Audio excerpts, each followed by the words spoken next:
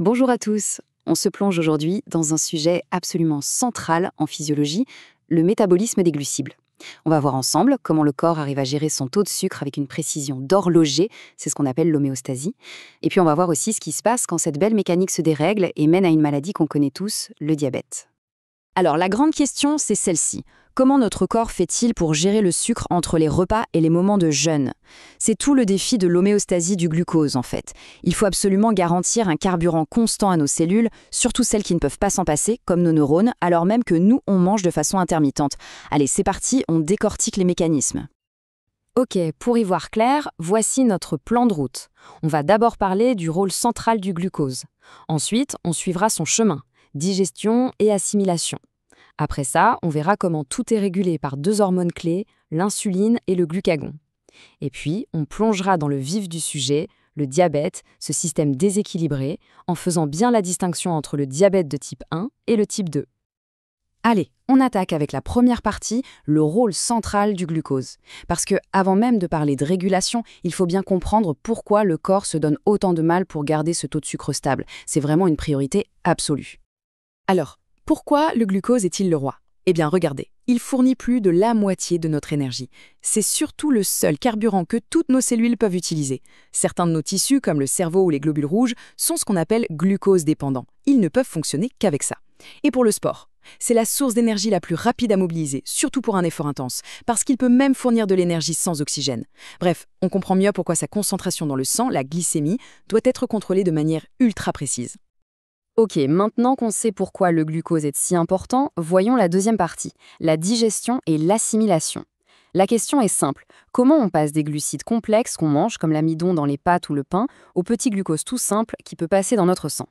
Ce voyage se fait en plusieurs étapes. Ça commence dès la bouche. La salive contient une enzyme, l'alpha-amylase, qui commence déjà à découper l'amidon. Ensuite, dans l'intestin, le pancréas envoie ses propres enzymes pour continuer le travail et réduire les chaînes. Et l'étape finale, c'est au niveau de ce qu'on appelle la bordure en brosse des cellules intestinales. Là, d'autres enzymes finissent le boulot et transforment tout ça en sucre simple, principalement du glucose, qui peuvent enfin être absorbés et passer dans le sang. Bon, le glucose est prêt, mais il faut encore le faire passer à travers les murs, les membranes de nos cellules. Pour ça, le corps a deux types de portiers. D'un côté, les transporteurs SGLT. Eux, ils sont malins, ils utilisent l'énergie du sodium pour tirer le glucose à l'intérieur de la cellule, même s'il y en a déjà beaucoup dedans. C'est un transport actif. On les trouve surtout dans l'intestin et les reins. Et de l'autre côté, on a les transporteurs GLUT. Eux, ils sont plus simples. Ils laissent juste le glucose passer de là où il y en a beaucoup vers là où il y en a moins. C'est de la diffusion facilitée et c'est comme ça que le glucose entre dans la plupart des tissus du corps. Voilà, le glucose est dans le sang. Et maintenant, c'est là qu'intervient la troisième partie, la régulation par l'insuline et le glucagon. Pensez à eux comme les deux grands chefs d'orchestre de la glycémie. Ils viennent tous les deux du pancréas, et ce sont eux les vrais maîtres de l'homéostasie du glucose. Et le centre de contrôle de tout ça, le cerveau de l'opération, c'est la cellule bêta du pancréas. Il faut vraiment la voir comme un capteur de glucose, un glucostat ultra sensible. Elle est capable de mesurer en permanence le taux de sucre dans le sang et de réagir à la moindre petite variation en libérant la juste dose d'insuline. C'est un mécanisme d'une précision incroyable. Alors comment ce capteur fonctionne-t-il exactement? C'est une cascade d'événements assez fascinante. Suivons les étapes. D'abord, le glucose entre dans la cellule bêta grâce à un transporteur spécial, le GLUT2. Une fois à l'intérieur, il est utilisé pour produire de l'énergie, de l'ATP. Plus il y a de glucose, plus il y a d'ATP. Cet excès d'ATP va venir fermer des petits canaux à potassium. En se fermant, ces canaux changent la charge électrique de la cellule, elle se dépolarise. Cette dépolarisation ouvre d'autres canaux, cette fois au calcium. Le calcium entre alors massivement dans la cellule et c'est ce signal, cet afflux de calcium, qui déclenche la libération de l'insuline stockée dans des petites vésicules. C'est un exemple magnifique de couplage entre le métabolisme et la sécrétion d'une hormone. On a donc ce véritable bras de fer hormonal. D'un côté, l'insuline, c'est l'hormone du stockage, de l'abondance. Quand le taux de sucre est élevé, après un repas par exemple, elle est libérée. Son message est clair. Stop, on a assez de sucre, il faut le stocker. Elle dit aux muscles et aux gras de prendre le glucose et au foie de le mettre en réserve. De l'autre côté, le glucagon, c'est l'hormone de la libération. Quand le taux de sucre est bas, c'est lui qui intervient. Son message, alerte, on manque de carburant, il faut en libérer. Il va dire au foie de déstocker le glucose qu'il a en réserve et même d'en fabriquer du nouveau. C'est cet équilibre permanent qui maintient notre glycémie stable. Bon, jusqu'ici, on a vu la belle mécanique bien huilée. Quatrième partie, le diabète. Qu'est-ce qui arrive quand ce système de régulation si précis se casse? On entre alors dans ce qu'on appelle le diabète, c'est-à-dire un état où le sucre dans le sang est trop élevé de manière chronique. La définition officielle est claire. Le diabète, c'est un état d'hyperglycémie chronique qui va entraîner des complications. Et cette hyperglycémie, elle vient de quoi? Soit d'un problème de production d'insuline, soit d'un problème d'efficacité de cette insuline, soit un mélange des deux. Le vrai problème, le mot-clé ici, c'est chronique.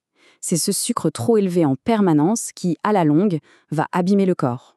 Et ça nous amène à notre cinquième et dernière partie, parce qu'il est crucial de comprendre qu'il n'y a pas un diabète, mais des diabètes. Les deux plus connus, le type 1 et le type 2, ont le même résultat final, trop de sucre dans le sang, mais les raisons, les mécanismes derrière sont complètement différents. C'est l'histoire de deux maladies bien distinctes.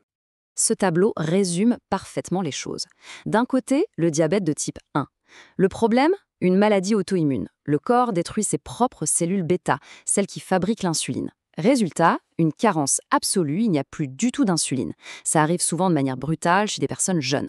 De l'autre côté, le diabète de type 2. Là, au départ, le corps fabrique de l'insuline, parfois même trop. Le souci, c'est que les cellules n'écoutent plus. Elles sont devenues résistantes. C'est l'insulinorésistance.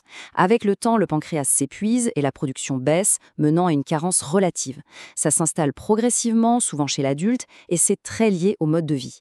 La clé à retenir, c'est vraiment ça. Destruction de l'usine dans le type 1 et serrure qui ne marche plus dans le type 2. Cette analogie de l'usine et des serrures est vraiment parlante. Pour le type 1, c'est simple. L'usine qui fabrique les clés, l'insuline, est détruite. Plus d'usine, plus de clés. Pour le type 2, c'est plus complexe. Au début, l'usine marche, elle fabrique même plein de clés. Mais les serrures sur les portes des cellules sont rouillées, elles ne fonctionnent plus bien. Alors l'usine se met à tourner à plein régime pour produire encore plus de clés, en espérant qu'une finisse par ouvrir la porte, jusqu'au jour où, à force de surrégime, l'usine s'épuise et tombe en panne. Cette progression du diabète de type 2 est un long processus, très insidieux. Au début, il y a l'insulinorésistance, souvent liée à la génétique et au surpoids. Le corps n'écoute plus bien l'insuline. Pour compenser, le pancréas se met à en produire beaucoup plus. On parle d'hyperinsulinémie. Ça peut durer des années. Mais à force de travailler trop, les cellules bêta fatiguent et commencent à lâcher. Et là, c'est le cercle vicieux. Comme il y a moins d'insuline, le sucre monte. Et ce sucre trop élevé en permanence devient lui-même toxique pour les cellules bêta qui restent. C'est ce qu'on appelle la glucotoxicité. Le système s'effondre petit à petit. Au final, pourquoi est-ce si grave d'avoir trop de sucre dans le sang? Le vrai danger, il est là, la toxicité à long terme du glucose. Ce sucre en excès agit comme un poison lent, surtout pour la paroi de nos vaisseaux sanguins. Il les abîme, les fragilise. Et ça mène à des complications vasculaires, partout dans le corps, dans les petits vaisseaux des yeux, des reins, des nerfs, mais aussi dans les gros vaisseaux du cœur et du cerveau. Tout l'enjeu du traitement du diabète, c'est de contrôler cette glycémie pour éviter ou au moins retarder ses dégâts.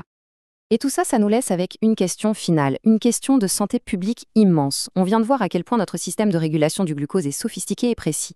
Alors comment se fait-il que l'insulinorésistance et le diabète de type 2 soient devenus une véritable épidémie mondiale? C'est la question qui fait le point entre toute cette belle physiologie qu'on vient de voir et le monde dans lequel on vit. Notre alimentation, notre manque d'activité physique, comment notre biologie, conçue il y a des millénaires, réagit-elle à notre environnement moderne? C'est une réflexion qui va bien au-delà de la simple biochimie.